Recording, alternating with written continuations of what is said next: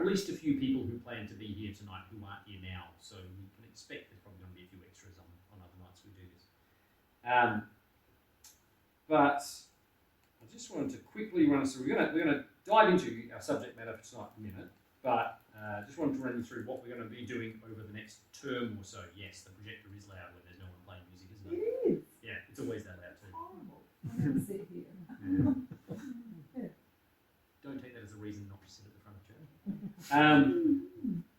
Now, I seriously considered, and this comes back to the prolegomena conversation that we had, starting with a series on the scriptures and their foundation and why the Bible is important and how we read the Bible and what happens when we read the Bible. Decided not to start there, but I'll just say the assumption of this course, which I think all of us here will already be okay with, is that God has spoken and continues to speak in and through Scripture, the only infallible and sufficiently clear rule and authority for Christian faith, thought, and life. That's a quote from our belief statement that in turn we took from I think called the Reforming Catholic Confession. Hey, Rich, come in. Join the table. I take it that I don't need to give James a ride home after all. Yeah. Choose a table, and whoever you don't choose will be greatly offended. Give me some seat, please. This is like you're finding it hard to choose. Yeah, that would probably be James. So, Rach, what you've missed is we've just had a conversation about can you know God, how much can you know God, why can you or can't you know God? Just as a starting conversation. But starting next week, we're going to dive into the attributes of God. And so we're going to spend today was the first time I really hashed out exactly how we're going to do term one of this thing. So we're going to do this fortnightly from here on in, 7:30 every second Tuesday, which gives us 3 more sessions this term after this. So next time we're going to talk about the independence and unchangeability of God. The time after that we're going to talk about the infinity and transcendence of God. And the time after that we're going to talk about the unity and oneness of God. Sometimes people call that the simplicity of God, but that's a word that's changed a bit over the years. And like, you might hear that and be like, oh, these sound like theological terms and stuff. But this is actually stuff that has real implications for our lives as believers. And the way we're going to do it, the session structure will be that we're going to look at the truth, like dig into the scriptures about this particular area of truth. We're doing theology systematically, if you will. But then we're going to go from that to looking at how do we see this play out in Jesus? How do we find this in the gospel of Jesus Christ? And then from that, we're going to go, well, how does this challenge us to be transformed? That's kind of my talk structure for the nights. And then after the talk, we're going to have a discussion time. There's some discussion questions on those pieces of paper you got. Feel free to take a pen and a book home as well. Please take notes as well. Take the chance. And I'll talk about that later. Sorry, got a few different things going on up here. But before we get to all of the attributes of God, tonight we're talking about something really, really important, which is the knowability of God. Yeah, I justified the whiteboard. And I'm going to talk about that a bit in a sec. I'll just quickly say, because I'm not going to every time I should say, I got this from, but instead I'm going to say, I rely really heavily on 2 resources as I prepare this course. One of those resources, Darren hopefully handed me a copy of before, is Wayne Grudem's Systematic Theology. It's a really big book, but it's also a really big book that's really well structured. And so you can find the 5 pages on the knowability of God pretty easily. 5 pages doesn't sound so bad, right? And that's actually our church library copy. So you can use that if you want. But I'm also using a fellow named Louis Berkhoff's Systematic Theology. He's a bit older. But I also mention, if you look at that book and think, wow, I'd love to be able to read about theology, but that just seems too intimidatingly large. Also on our church library, this isn't the church library copy, this is my one, J.I. Packer's Concise Theology. You'll notice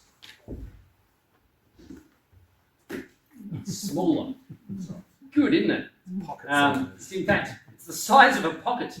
Yeah, there you go. The one from the shelf looks even smaller again because it's a paperback. Is that Yeah. just, Now just with for knowing 40% God? less Or is it content. different? Sorry? Is that just his knowing God? Or No. It's a concise systematic theology. So let me I'll introduce you. So it's laid out. I'll bring up the contents page like this. It just has like 2 or 3 pages on every point of systematic theology. Broken down into parts. Part 1, God revealed as Creator. Part 2, God revealed as Redeemer. Part 3, God revealed as Lord of Grace. God revealed as Lord of Destiny. Okay? It's a great read. And a lot of the stuff we cover in here, you'll find concisely covered in here. Don't see that as a reason not to come to this and just read it. But there's every possibility you'd do better out of Packer. Because honestly, he's Packer and I'm me. So John, systematic, what Yeah, good question. Good one. So people talk about theology as systematic when we're trying to systematize what we're talking about. So you get use it in the systematic. Like Is categorize? like you take a category. Right, yeah, okay. So for instance, the knowability of God, and you go, well, where are all the places in the scriptures that talk about that? And try to create a system of thought, almost like a worldview, for understanding God, the Bible, and everything, which draws from Scripture, but it's different to, say, what we do on a Sunday morning, where we walk through books of the Bible. Instead, it kind of broad reaches to different parts. Any of our experts feel like they could add something to the definition Well, of I was going to say, systematic because theology? you went through the big subheadings of all the different parts, but probably within that, like different categories. Like, so say if there was a section called salvation, but then there would be subheadings called like adoption or sanctification, or and then it would go, let's write it might be a paragraph or a chapter on all the verses about adoption and what that means, and then the next chapter. So they're quite good if you want to look up, rather than a specific, say, book of the Bible, you're looking up a specific topic. So if I was writing a sermon on adoption, and say Romans 8, I could look up a systematic theology and look up the chapter on adoption, and that would help me get a broader picture of it, and lots of cross references as well of all the different verses that cover that topic, sort of thing. Is that Something like that? Yeah. So it's trying to take the revelation of God that we find in Scripture and make a logical system out of it, rather than the story. It's worth knowing about. So you would have heard of it without hearing about it. So you've run across ideas like, well, what is sanctification? And we all do systematic theology if you've interacted with the Bible a bit without even thinking about it, because it's what you do when you go, okay, what is this whole sanctification thing? Well, I will look at various different places in the Bible that talk about that and develop an idea about it. Even when you just have ideas that you root in bits of Scripture, that is an entry level systematic theology in a way. Sometimes it's just a messy system. Yeah. So the benefit of someone like Grudem or Berkhoff or Packer indeed, is that they have thought so much about it, they're so richly dived into the Bible, that didn't make sense grammatically, but anyway, that they have really, really nailed down, this is a good system for understanding it. Does that make sense? Yeah, okay. And the last thing we do on a regular basis is we're going to sing together, because we don't want to just grow in knowledge, and we don't just want to grow in, hey, let's go and do it, but we want to grow in worship.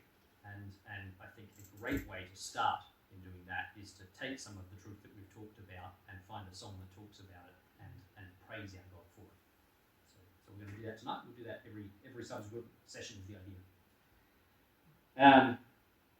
We talked about the talk structure. Find a word that rhymes with knowability for the worship song. Immutability. I'm not writing the worship Oh, song. okay. I would expect that each fortnight. I'm going to try my very best to stick within our song list as a church.